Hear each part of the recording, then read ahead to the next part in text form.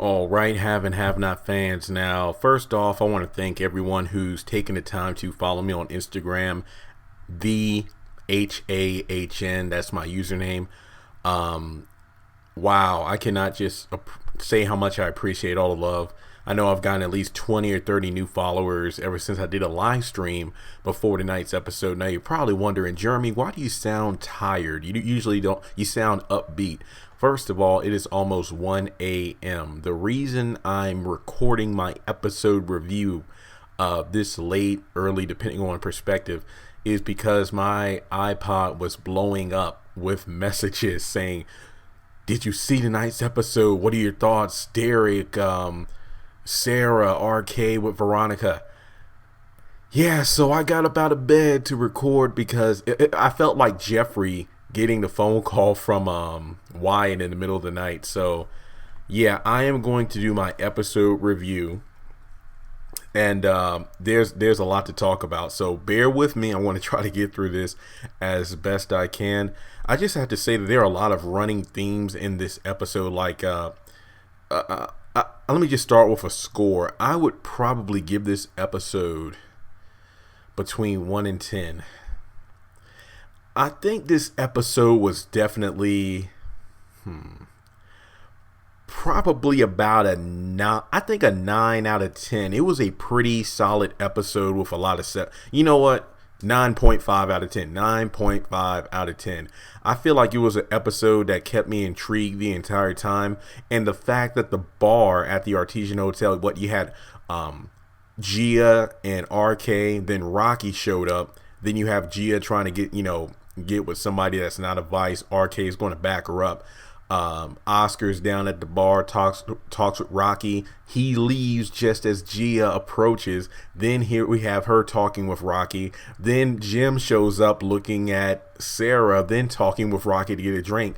And then Gia comes out of nowhere, and I just love it when we have scenes like that. Characters who are like mere seconds away from each other in terms of conversation. I like that. So that was definitely one of the highlights of the episode for me. So without any further ado, let's kind of break down the episode. I might be jumping from one spot to another because one thing I wish about this episode was they actually released only one clip on the Have and Have Not Facebook page.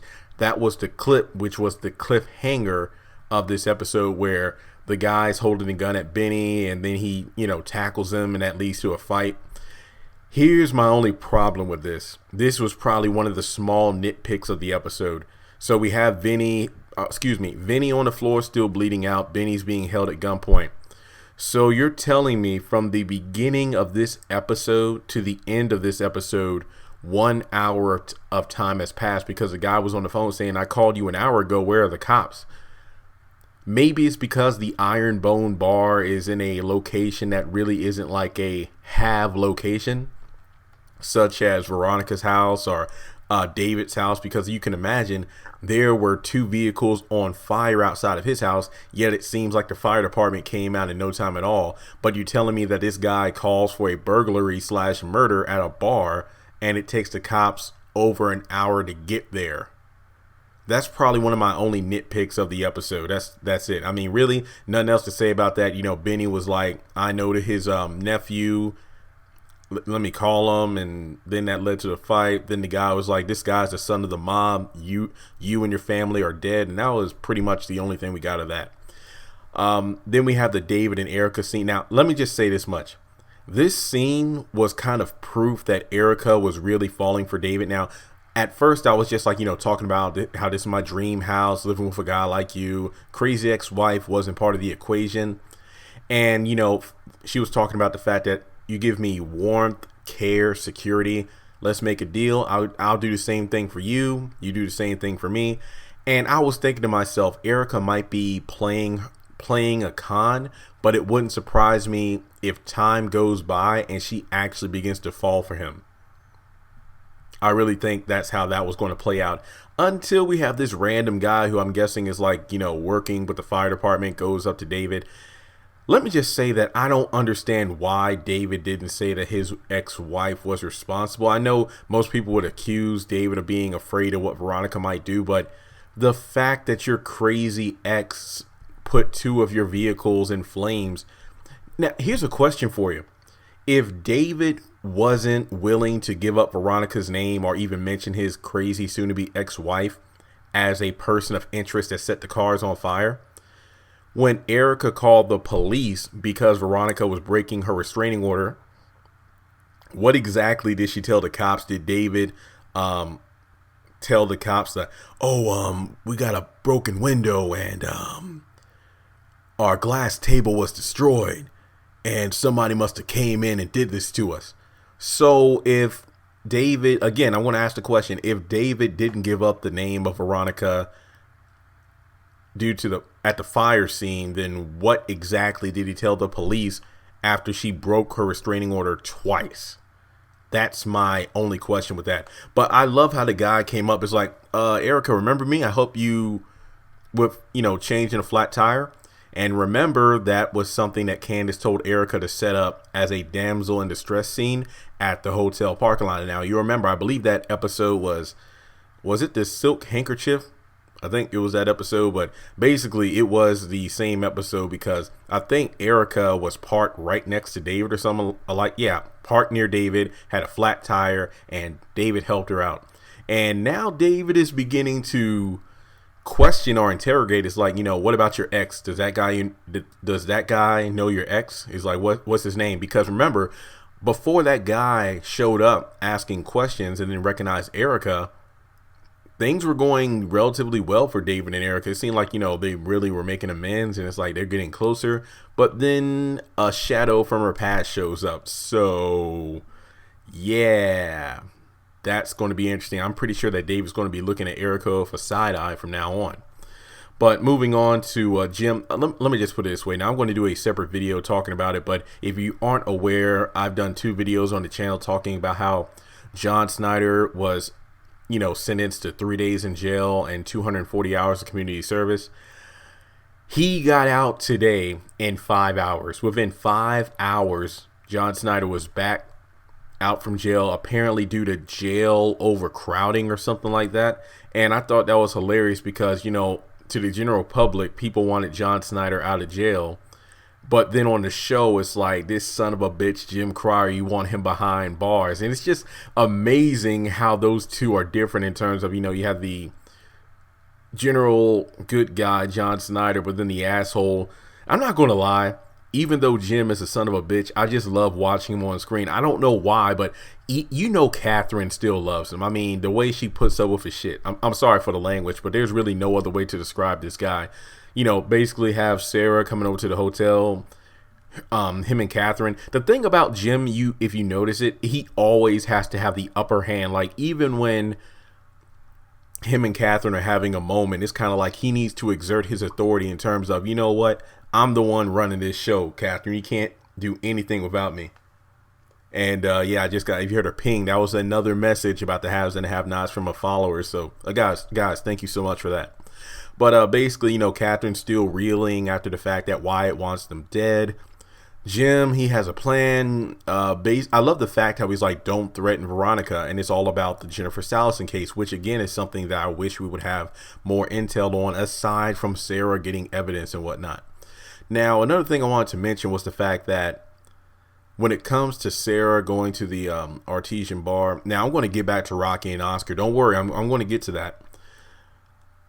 I did laugh at that scene. I mean, it was hilarious just seeing Jim again. I feel like it was a God's sense of humor moment where you're just worried about John going to jail, but then this Jim Cryer, he's such an asshole. It's just like, look, I ain't gonna lie, I was a bit taken aback when he ripped open Sarah's shirt. I'm like, bro, are you for real right now? But it's like to just see if you're wearing a wire. Okay, Jim, fair enough. But at the same time, it's like, it was kind of a sexy scene. Now, before anybody else says it, people will be like, well, Jeremy, you're being a hypocrite right now, or a homophobic hypocrite, because remember how you talked about how you didn't like seeing Justin and Jeffrey, but how dare you say you like Sarah and Jim? First of all, let's compare the scenes. Even though Sarah was getting undressed, we saw no physical contact between her and Jim. There was no kissing involved. It was basically Jim pretty much, going up close to her, then opening her shirt. And wait, did Jim kiss her lightly? I think he did. I don't know. I must have forgotten. But basically, it wasn't one of those things like Justin and Jeffrey where we're doing close-ups of their faces, over-exaggerated facial expressions. If anything, it was like seductive body language. And then she's crawling to Jim, stops at his crotch, and then that's about it. We don't see a zipper undone or anything. But anyway, the condom is something I really think is foreshadowing. Whether it be a pregnancy or Sarah catches something. I don't think a condom would have been brought up without it meaning something. So we know they had unprotected sex, but the question is, what is the results of that? Isn't it ironic in the last episode, Jim was like, Wyatt is my only living child too, Catherine, ignoring the children he has with Celine. Is it possible that Sarah might be pregnant by Jim? I'm just throwing it in the air. I mean, let's just assume she gets the bullets, comes back, gives them to Jim, but they don't have sex. Then technically speaking, this unprotected sex that she didn't even want unprotected in this episode would have been the last time those two had sexual intercourse. So do you think it's possible that Sarah might be pregnant by Jim or caught something from Jim? I'm just saying.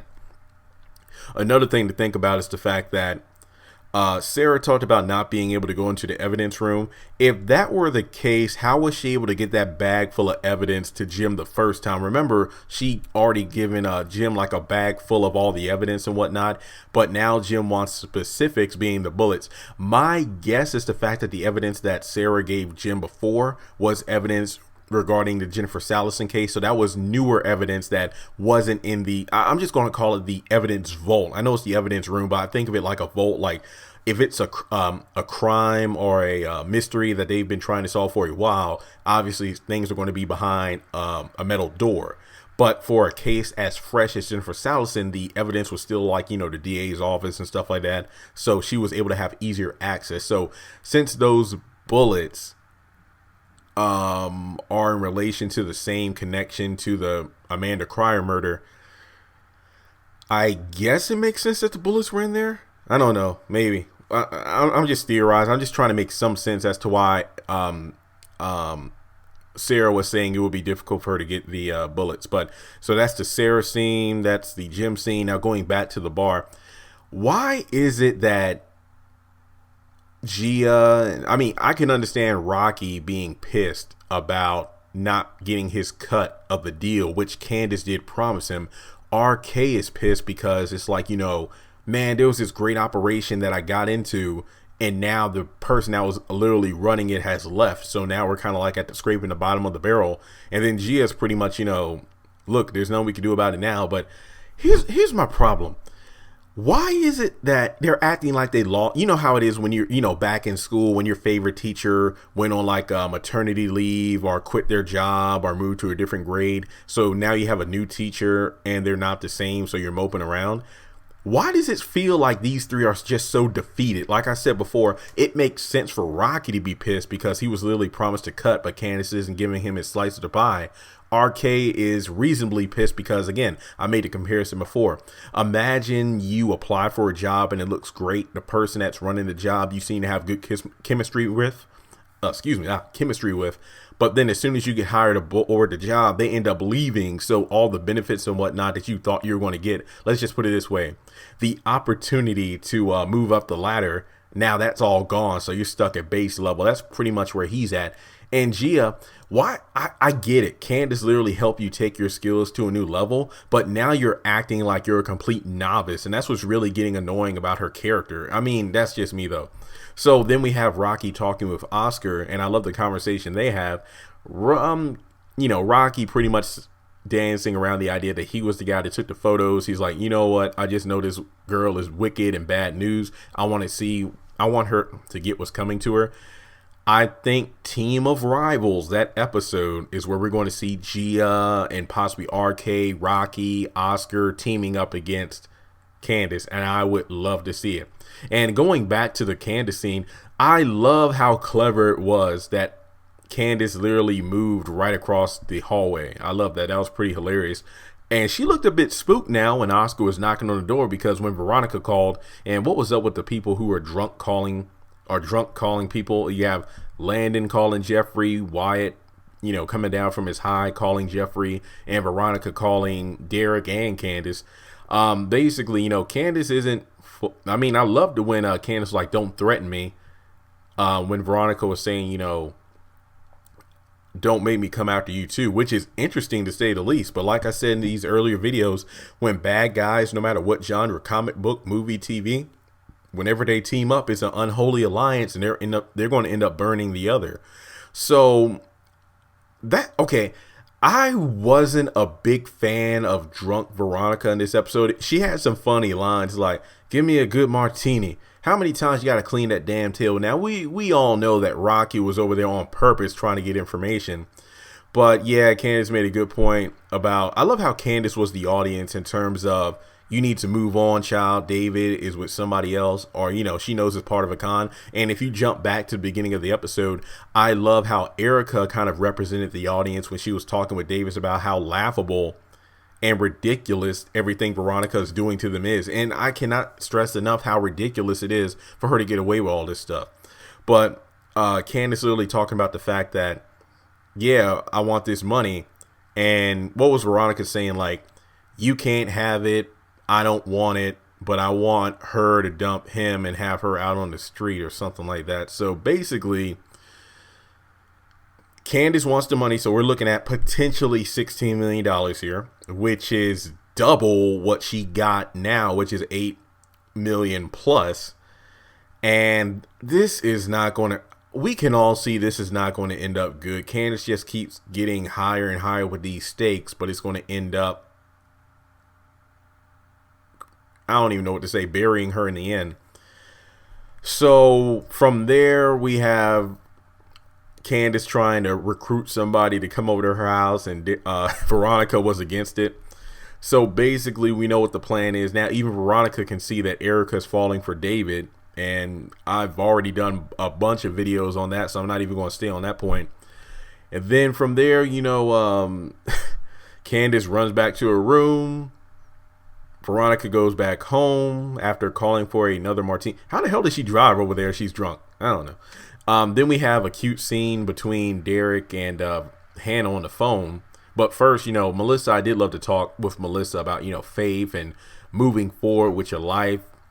But Melissa, as somebody who finished up college, don't take out student loans, because you'll probably be in worse debt from student loans than having worse debt from being pregnant by a gay man who has a mother who's like the Wicked Witch of the West. So do not take out student loans. This message is advertised by Jeremy Carden, a former college student. That's why I'm doing YouTube all the time, make this money so I can pay this money back. So yeah, don't take out student loans unless you get grants and scholarships. But basically, I did love the Melissa scene. I just hope that she doesn't die. But yeah, the fact she said she'll take that steering wheel if she comes after her again, that makes me wonder if that doctor comes over to examine her mental state, what will he say, and what will Melissa do with that? Yeah, I really wish these people would go to church. We've already talked about these characters taking showers after sex. Now, can we have a few of these characters go to church or something? All right, then we have a cute scene with Derrick and Hannah. I really love that. What did you do to me? I can't stop thinking about you. And it's funny because I mentioned in some of my videos about Hannah going over to Derrick's place, but we know that he wants to take her to the beach on Saturday because he has a nice place out there for them to go. It's ironic because if you remember several episodes ago when David was going to pick up Jeffrey from jail, Erica ran out of the kitchen saying, "I made breakfast for you." And he was like, you know what? Let's go away this weekend. Let's just get out of here. So it looks like both Derrick and Hannah and David and Erica are supposed to get away from it all this upcoming weekend. But I'm going to be honest, I don't even know what day of the week it is right now on the haves and the have-nots. I lost track, so there's that. All right, then moving on, let me see. Yeah, drunk Landon calling Jeffrey, talking about what is it like to be in love with a straight man. That's pretty much about it. Jeffrey isn't having it in terms of like, talking with Landon because he knows that will lead to, so he goes back to bed. Wyatt calls him, talks about his parents taking the money. He wants to kill them. He's like, bro, you need to come over here and see me. And if not, I might be gone in the morning. I'm thinking to myself, okay, maybe that has something to do with the fact that he doesn't have any money, so he's probably going to leave the condo. But he actually said, just like my sister, he did say to Jeffrey that when it comes to killing his parents, he can do it. It's like, yeah, I can make it happen. I'm just like, okay, what's that supposed to mean? And then he was like, just like my sister. I'm thinking he was talking reference to, taking her own life, which I don't think she did. So I think Wyatt was making a reference to the fact that he would take his life like he thinks his sister did. But people are going nuts saying that Wyatt was the one that killed Amanda. I don't know. That's another video, which I've already done. But based on the preview, it looks like, Jeffrey goes over and has people take him away in a straitjacket. Justin is jealous, yada, yada, yada. I'm actually surprised that Jeffrey said Wyatt's name on the phone like 5 times, even though the one person you really don't want to have knowing that you're talking with Wyatt on the phone to hear you. Justin says, I'll kill us all, which is probably a reference to the fact that he has 2 guns, one pointed at him, one pointing at Jeffrey. I'm guessing this scene that I'm going to try to find a picture for on the screen now is going to come from next week, when Jeffrey goes over to Wyatt's place to have him committed. Then Justin's there as well, just stating the facts that, you know what, if you do this again, I'm going to kill all of us. And Jeffrey's like, if you ever threaten me again, I'll stop talking with you. And Jeffrey is kind of like, even though I don't approve at all of what Justin is doing, Jeffrey, I'm kind of like, I'm pretty sure you knew what this guy was capable of. So why are you shocked by what he's saying to you? So I ain't going to lie. I think that Jeffrey would kill Justin. I feel like Jeffrey would be the person. Either Justin kills himself or Jeffrey kills Justin. I'm not going to lie. Because this episode was just full of people threatening others. Like, Veronica threatening Candace and she ain't having it. Justin threatening Jeffrey and he's not having it. Rocky is pretty much, gathering up a team of enemies, if you will, to band together against Candace. And we know she ain't having it when she beats his ass with that metal pole in the upcoming episode. And let's see.